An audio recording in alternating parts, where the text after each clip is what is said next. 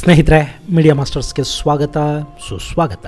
ಗೆಳೆಯರೆ, ನಿಮ್ಮಲ್ಲಿ ಬಹಳಷ್ಟು ಮಂದಿ ವಿಘ್ನ ವಿನಾಯಕನಿಗೆ ಸಮರ್ಪಿತವಾಗಿರುವ ಶ್ಲೋಕನ ಕೇಳಿರ್ತೀರಿ. ವಕ್ರತುಂಡ ಮಹಾಕಾಯ ಸೂರ್ಯಕೋಟಿ ಸಮಪ್ರಭಾ ಅಂತ ಹೇಳ್ತಾರೆ. ಈ ಶ್ಲೋಕದಲ್ಲಿ ಕೋಟಿ ಸೂರ್ಯರು ಅನ್ನೋ ಪದವನ್ನು ಗಮನಿಸಿ ನೋಡಿ. ಅದು ನಿಜಕ್ಕೂ ಸಾಧ್ಯನಾ? ಬ್ರಹ್ಮಾಂಡದಲ್ಲಿ ನಮಗೆ ಕಾಣುವ ಒಬ್ಬ ಸೂರ್ಯನ ಪ್ರಖರತೆಯನ್ನೇ ನಮಗೆ ತಡೆಯೋದಕ್ಕೆ ಸಾಧ್ಯ ಇಲ್ಲ ಅಂಥದ್ರಲ್ಲಿ ಕೋಟಿ ಸೂರ್ಯರು ಅಂದರೆ ಹೆಂಗಲ್ವಾ? ಆದರೆ ಇದು ಕೇವಲ ಕೋಟಿ ಸೂರ್ಯರು ಅನ್ನೋ ಅರ್ಥ ಅಲ್ಲ, ಕೋಟಿ ಕೋಟಿ ಸೂರ್ಯರು ಅಂತ. ಅಂದರೆ ನಮ್ಮ ಬ್ರಹ್ಮಾಂಡದಲ್ಲಿ ಎಣಿಸಲಾಗದಷ್ಟು ಸೂರ್ಯರಿದ್ದಾರೆ ಅನ್ನೋದನ್ನ ನಮ್ಮ ಸನಾತನ ಧರ್ಮ ಇಲ್ಲಿ ಸೂಚ್ಯವಾಗಿ ಹೇಳಿತ್ತು. ಅದನ್ನ ಈಗ ವಿಜ್ಞಾನ ಹೇಳ್ತಾ ಇದೆ. ನಮ್ಮ ಭೂಮಿಯಿಂದ 500 ಮಿಲಿಯನ್ ಜ್ಯೋತಿರ್ವರ್ಷಗಳಷ್ಟು ದೂರದಲ್ಲಿ ಈ ಸೂಪರ್ ಜಾಯಿಂಟ್ ಗ್ಯಾಲಕ್ಸಿ ಇದೆ. ಅದರಲ್ಲಿ ಬರೋಬ್ಬರಿ 26 ಕೋಟಿಯಷ್ಟು ಸೂರ್ಯರ ಮಾಸ್ ಇದೆ ಅಂತ ಹೇಳಲಾಗ್ತಾ ಇದೆ. ಹಾಗಾದ್ರೆ ಏನ್ ಹೇಳ್ತಾ ಇದೆ ವಿಜ್ಞಾನ? ಇಷ್ಟೊಂದು ಸೂರ್ಯರ ಮಾಸ್ ಇದೆ ಅನ್ನೋದಾದ್ರೆ ನಮ್ಮ ಬ್ರಹ್ಮಾಂಡ ಅದಿನ್ನೆಷ್ಟು ದೊಡ್ಡದಾಗಿರಬೇಕು ಅನ್ನೋದ್ರ ಬಗ್ಗೆ ಒಂದಷ್ಟು ಮಾಹಿತಿಯನ್ನ ನಾವಿಲ್ಲಿ ನೋಡೋಣ.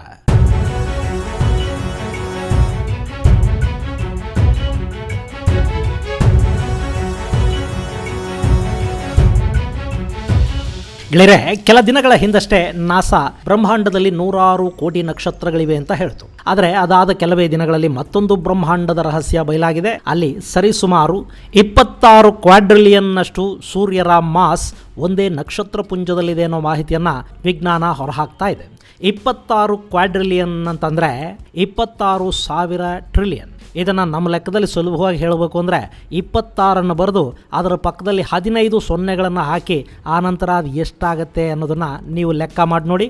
ಅಷ್ಟೊಂದು ಸೂರ್ಯರ ಮಾಸ್ ಒಂದೇ ಒಂದು ಗ್ಯಾಲಕ್ಸಿಯಲ್ಲಿದೆ ಅಂತ ಬಾಹ್ಯಾಕಾಶ ಸಂಶೋಧಕರು ಹೇಳ್ತಾ ಇದ್ದಾರೆ. ಇನ್ನು ಈ ಮಾಸ್ಗೆ ಐನ್ಸ್ಟೋ ಸೂಪರ್ ಕ್ಲಸ್ಟರ್ ಅನ್ನೋ ಹೆಸರನ್ನು ಕೊಡಲಾಗಿದೆ. ಇದು ಎಸ್ಟೋನಿಯಾದ ಆಸ್ಟ್ರೋಫಿಸಿಸಿಸ್ಟ್ ಜಾನ್ ಐನ್ಸ್ಟೋ ಅವರ ಗೌರವಾರ್ಥ ಈ ಹೆಸರನ್ನು ಇಡಲಾಗಿದೆ. ಸೊ ಅಲ್ಲಿ ಅಷ್ಟೊಂದು ಮಾಸ್ ಇದೆ ಅಂದರೆ ಆ ಬೃಹತ್ ಗ್ಯಾಲಕ್ಸಿಯಲ್ಲಿ ಅದೆಷ್ಟು 1000 ಕೋಟಿ ಗ್ರಹಗಳಿರಬಹುದು, ಅದೆಷ್ಟು ಧೂಮಕೇತುಗಳು, ಅದೆಷ್ಟು ಕ್ಷುದ್ರ ಗ್ರಹಗಳು. ನಮ್ಮ ಬ್ರಹ್ಮಾಂಡವನ್ನು ನೆನಪು ಮಾಡಿಕೊಂಡ್ರೆ ಮೈ ಜುಮ್ ಅನ್ಸುತ್ತೆ. ಇಲ್ಲಿ ವಿಜ್ಞಾನಿಗಳು ಹೇಳ್ತಾ ಇರೋದು ಕೇವಲ ಒಂದು ಜೈಂಟ್ ಗ್ಯಾಲಕ್ಸಿಯ ಕಥೆಯನ್ನ. ಅದು ಕೂಡ ನಮ್ಮಿಂದ 500 ಮಿಲಿಯನ್ ಜ್ಯೋತಿರ್ವರ್ಷಗಳಷ್ಟು ದೂರದಲ್ಲಿದೆ. ಹೀಗಿರುವಾಗ ಭೂಮಿ ಮತ್ತು ಆ ಗ್ಯಾಲಕ್ಸಿಯ ನಡುವೆ ಇನ್ನೂ ಅದಿನ್ನೆಷ್ಟು ಗ್ಯಾಲಕ್ಸಿಗಳಿವೆಯೋ, ಅದಿನ್ನೆಷ್ಟು ಸೂರ್ಯರಿದಾರೋ ಲೆಕ್ಕ ಹಾಕೋರು ಯಾರು? ಗೆಳೆಯರೆ, 500 ಮಿಲಿಯನ್ ಜ್ಯೋತಿರ್ವರ್ಷಗಳಷ್ಟು ದೂರ ಅಂದರೆ ಎಷ್ಟು ಗೊತ್ತಾ? ಬೆಳಕು ಒಂದು ಸೆಕೆಂಡ್ಗೆ 3 ಲಕ್ಷ ಕಿಲೋಮೀಟರ್ಗಳಷ್ಟು ಪ್ರಯಾಣ ಮಾಡುತ್ತೆ. ಹೀಗಿರುವಾಗ ಭೂಮಿಯಿಂದ ಹೊರಟ ಬೆಳಕಿನ ಕಿರಣ ಪ್ರತಿ ಸೆಕೆಂಡಿಗೆ 3 ಲಕ್ಷ ಕಿಲೋಮೀಟರ್ಗಳಷ್ಟು ವೇಗದಲ್ಲಿ ಸಾಗಿದ್ರೂ ಕೂಡ ಆ ಸೂಪರ್ ಜೈಂಟ್ ಗ್ಯಾಲಕ್ಸಿಯನ್ನು ಮುಟ್ಟೋದಕ್ಕೆ 500 ಮಿಲಿಯನ್ ವರ್ಷಗಳು ಬೇಕಾಗಬಹುದು ಅಂತ ಹೇಳಲಾಗುತ್ತೆ. ಸೊ ನಮಗೆ ಈಗ ಲಭ್ಯ ಇರುವ ಯಾವುದೇ ಟೆಕ್ನಾಲಜಿಯಲ್ಲಿ ಕೂಡ ಈ ಗ್ಯಾಲಕ್ಸಿಯನ್ನು ಮುಟ್ಟೋದಕ್ಕೆ ಸಾಧ್ಯ ಇಲ್ಲ. ಅಲ್ಲಿಗೆ ಹೋಗಬೇಕು ಅಂದರೆ ಮನೋವೇಗವನ್ನೇ ಬಳಸಬೇಕಾಗತ್ತೆ. ಆದರೆ ಅದು ಈಗ ಸದ್ಯಕ್ಕಂತೂ ಸಾಧ್ಯವಿಲ್ಲದ ಮಾತು.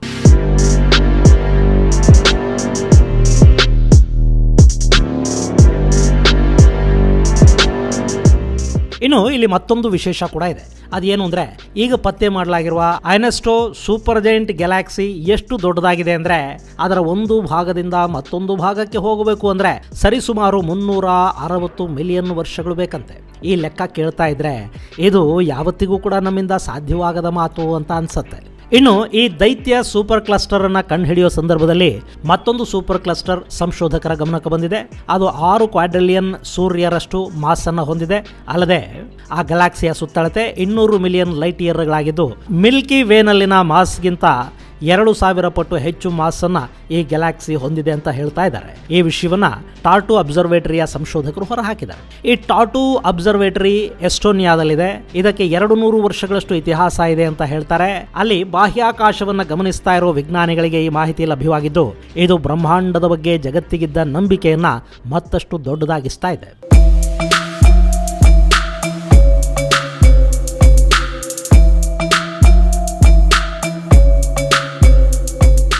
ಗೆಳೆಯರೆ, ಸದ್ಯಕ್ಕೆ ಬ್ರಹ್ಮಾಂಡದ ಬಗ್ಗೆ ನಮಗೆ ಗೊತ್ತಿರೋದು ಕೇವಲ ಅಣುವಿನಷ್ಟು ಮಾತ್ರ.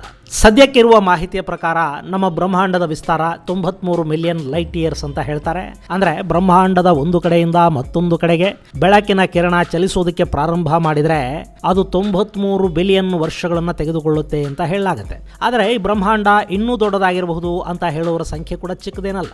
ಬ್ರಹ್ಮಾಂಡದ ಬಗ್ಗೆ ಹೇಳುವಾಗ ನಿಮಗೆ ಡಾರ್ಕ್ ಎನರ್ಜಿ, ಡಾರ್ಕ್ ಮ್ಯಾಟರ್ಗಳ ಬಗ್ಗೆ ಕೂಡ ಹೇಳಬೇಕು. ಆದರೆ ಅವುಗಳದ್ದು ದೊಡ್ಡ ಕಥೆ. ಹೀಗಾಗಿ ಅವುಗಳ ಬಗ್ಗೆ ನಾನಿಲ್ಲಿ ಹೇಳೋದಕ್ಕೆ ಹೋಗೋದಿಲ್ಲ, ಅದನ್ನ ಮುಂದೆ ಯಾವತ್ತಾದ್ರೂ ಹೇಳ್ತೀನಿ. ಗೆಳೆಯರೆ, ಈ ಬ್ರಹ್ಮಾಂಡ ಎಷ್ಟು ದೊಡ್ಡದು ಅನ್ನೋದಕ್ಕೆ ನಮ್ಮ ಸನಾತನ ಧರ್ಮದಲ್ಲೊಂದು ಕಥೆಯನ್ನು ಹೇಳ್ತಾರೆ.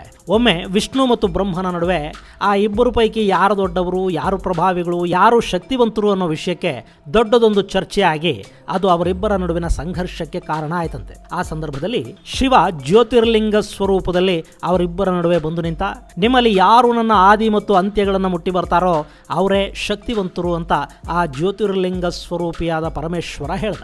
ಆಗ ಬ್ರಹ್ಮ ಮತ್ತು ವಿಷ್ಣು ಇಬ್ಬರು ಕೂಡ ವಿರುದ್ಧ ದಿಕ್ಕುಗಳ ಕಡೆಗೆ ಸಾಗಿದ್ರು. ಅಲ್ಲಿ ಎಷ್ಟು ದಿನಗಳು, ವಾರಗಳು ಕಳೆದ್ರು ಆ ಜ್ಯೋತಿರ್ಲಿಂಗದ ಆದಿ ಮತ್ತು ಅಂತ್ಯಗಳು ಸಿಗಲೇ ಇಲ್ಲ. ಹೀಗಾಗಿ ನಿರಾಸೆಯಿಂದ ಹಿಂತಿರುಗಿದ ವಿಷ್ಣು ತನ್ನ ಸೋಲನ್ನು ಒಪ್ಕೋತಾನೆ. ಆದರೆ ಬ್ರಹ್ಮ ಬರುವಾಗ ಒಂದು ಹೂವನ್ನು ಕೈಯಲ್ಲಿ ಹಿಡ್ಕೊಂಡು ಬಂದ, ನಾನು ಜ್ಯೋತಿರ್ಲಿಂಗದ ಆದಿಯನ್ನು ನೋಡಿದೆ ಅಂತ ಒಂದು ಸುಳ್ಳನ್ನು ಕೂಡ ಹೇಳ್ದ. ಈ ಸುಳ್ಳು ಪರಶಿವನ ಸಿಟ್ಟಿಗೆ ಕಾರಣವಾಗಿ ಬ್ರಹ್ಮ ಶಿವನ ಶಾಪಕ್ಕೆ ತುತ್ತಾದ ಅನ್ನೋ ಒಂದು ಕಥೆ ಇದೆ. ಇದು ಸಾಮಾನ್ಯ ಕಥೆಯ ರೂಪದಲ್ಲಿ ನಮಗೆ ಕಾಣುತ್ತೆ.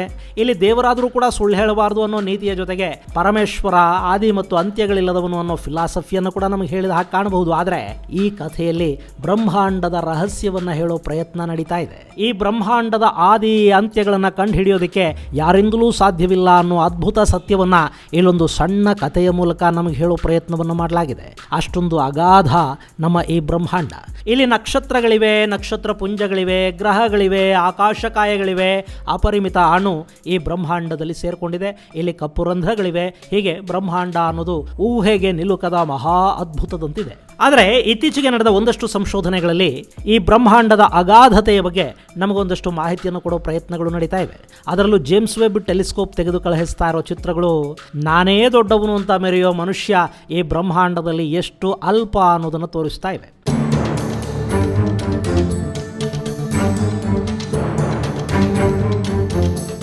ಗೆಳೆಯರೆ, ಜೇಮ್ಸ್ ವೆಬ್ ಚಿತ್ರಗಳಲ್ಲಿ ನೂರಾರು ಗ್ಯಾಲಾಕ್ಸಿಗಳಿವೆ. ಒಂದೊಂದು ಗ್ಯಾಲಾಕ್ಸಿಯಲ್ಲಿ ಕೋಟಿ ಕೋಟಿ ನಕ್ಷತ್ರಗಳಿವೆ. ಅದಕ್ಕಿಂತಲೂ 4 ಪಟ್ಟು ಹೆಚ್ಚಿನ ಗ್ರಹಗಳಿವೆ. ಈಗ ಉದಾಹರಣೆಗೆ ನಮ್ಮ ಕ್ಷೀರಪಥ ಗ್ಯಾಲಾಕ್ಸಿಯನ್ನೇ ನಾವು ನೋಡೋದಾದ್ರೆ, ಈ ಮಿಲ್ಕಿ ವೇ ಗ್ಯಾಲಾಕ್ಸಿಯನ್ನ ಮೊದಲಿಗೆ 1610ರಲ್ಲಿ ಗೆಲೆಲಿಯೋ ಗೆಲಿಲಿ ಗುರುತಿಸ್ತಾನೆ. 1920ರವರೆಗೆ ಈ ಮಿಲ್ಕಿ ವೇನೇ ಬ್ರಹ್ಮಾಂಡ ಅಂತ ಅಂದುಕೊಳ್ಳಾಯಿತು. ಇದು ಬ್ರಹ್ಮಾಂಡದಲ್ಲಿನ ಎಲ್ಲ ನಕ್ಷತ್ರಗಳನ್ನು ತನ್ನಲ್ಲಿ ಇಟ್ಟುಕೊಂಡಿದೆ ಅಂತ ಸಂಶೋಧಕರು ನಂಬುತ್ತಾ ಬಂದರು. ಆದರೆ 1920ರ ನಂತರ ಈ ಬಗ್ಗೆ ಹ್ಯಾರ್ಲೋ ಶಾರ್ಪ್ಲಿ ಮತ್ತು ಹೆಬರ್ ಡೌಸ್ಟ್ ಕರ್ಟಿಸ್ ನಡುವೆ ಒಂದು ದೊಡ್ಡ ಪ್ರಮಾಣದ ಚರ್ಚೆ ನಡೀತು. ಆ ಚರ್ಚೆಯ ಅಬ್ಸರ್ವರ್ ಆಗಿ ಎಡ್ವಿನ್ ಹಬಲ್ ಇದ್ರು. ಅಲ್ಲಿ ಮಿಲ್ಕಿ ವೇ ಅನ್ನೋದು ಇಡೀ ಬ್ರಹ್ಮಾಂಡ ಅಲ್ಲ, ಅದು ಕೇವಲ ಒಂದು ಗ್ಯಾಲಾಕ್ಸಿ ಅಷ್ಟೇ ಅನ್ನೋದನ್ನ ಒಪ್ಪಿಕೊಳ್ಳಲಾಯಿತು. ನಮ್ಮ ಮಿಲ್ಕಿ ವೇನೇ 1000 ಜ್ಯೋತಿರ್ವರ್ಷಗಳಷ್ಟು ದೊಡ್ಡದು ಅಂತ ಹೇಳಲಾಗತ್ತೆ. ಆದರೆ ಇತ್ತೀಚಿನ ದಿನಗಳಲ್ಲಿ ನಮ್ಮ ಕ್ಷೀರಪಥದ ಡಾರ್ಕ್ ಮ್ಯಾಟರ್ ಅನ್ನ ಗಮನಿಸಿ ಇದು 2 ಮಿಲಿಯನ್ ಲೈಟ್ ಇಯರ್ಗಳಷ್ಟು ದೊಡ್ಡದಾಗಿದೆ ಅಂತ ಕೂಡ ಕೆಲವರು ಹೇಳ್ತಾ ಇದ್ದಾರೆ. ಇನ್ನು ಈ ಕ್ಷೀರಪಥ ಒಂದರಲ್ಲೇ 100ರಿಂದ 400 ಬಿಲಿಯನ್ನಷ್ಟು ನಕ್ಷತ್ರಗಳಿವೆ ಅಂತ ಕೂಡ ಹೇಳಲಾಗತ್ತೆ. ಅಷ್ಟೇ ಪ್ರಮಾಣದಲ್ಲಿ ಅಥವಾ ಅದಕ್ಕಿಂತ ಹೆಚ್ಚು ಪ್ರಮಾಣದ ಗ್ರಹಗಳು, ಕ್ಷುದ್ರ ಗ್ರಹಗಳು, ಆಕಾಶಕಾಯಗಳು ಕೂಡ ಇದರಲ್ಲಿವೆ. ಇಲ್ಲಿ ಈ ಮಿಲ್ಕಿ ವೇ ಅಥವಾ ಕ್ಷೀರಪಥ ಅನ್ನೋ ಗ್ಯಾಲಾಕ್ಸಿಯ ಬಗ್ಗೆ ಯಾಕೆ ಹೇಳ್ತಾ ಇದ್ದೀನಿ ಅಂದ್ರೆ, ನಮ್ಮ ಕ್ಷೀರಪಥವೇ ಇಷ್ಟೊಂದು ದೊಡ್ಡದಿರುವಾಗ ಇಂಥ ಸಾವಿರ ಗ್ಯಾಲಾಕ್ಸಿಗಳನ್ನು ಹೊಂದಿರುವ ಇಡೀ ಬ್ರಹ್ಮಾಂಡ ಅದಿನ್ನೆಷ್ಟು ದೊಡ್ಡದಾಗಿರ್ಬೇಕಲ್ವೇ. ಇನ್ನು 1920ರಲ್ಲಿ ಮಿಲ್ಕಿ ವೇ ಅನ್ನೋದನ್ನ ಬ್ರಹ್ಮಾಂಡ ಅಂದ್ಕೊಂಡಿದ್ದ ನಾವು ಈಗ ಅದರ ಅಗಾಧತೆಯಲ್ಲಿ ಸ್ವಲ್ಪ ಭಾಗವನ್ನು ನೋಡೋ ಪ್ರಯತ್ನ ಮಾಡ್ತಾ ಇದ್ದೀವಿ.